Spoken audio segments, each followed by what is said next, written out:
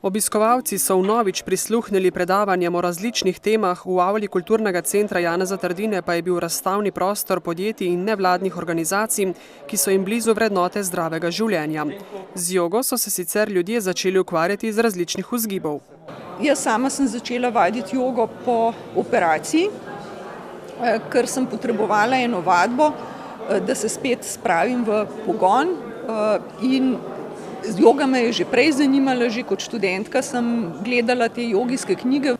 Prireditev tradicionalno izvajajo člani društva Joga v vsakdanjem življenju Novo mesto.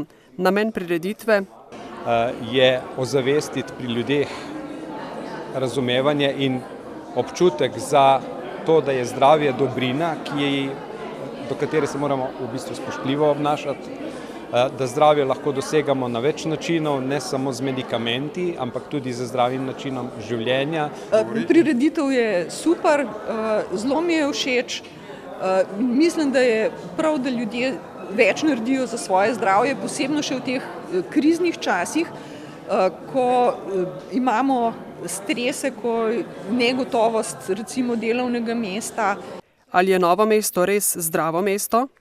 Vse se razvija in tudi ta zavest se razvija. Jaz lahko potrdim, da je verjetno danes dosti bolj prisotno to razmišljanje, kot je bilo mogoče še 10 ali 20 let nazaj.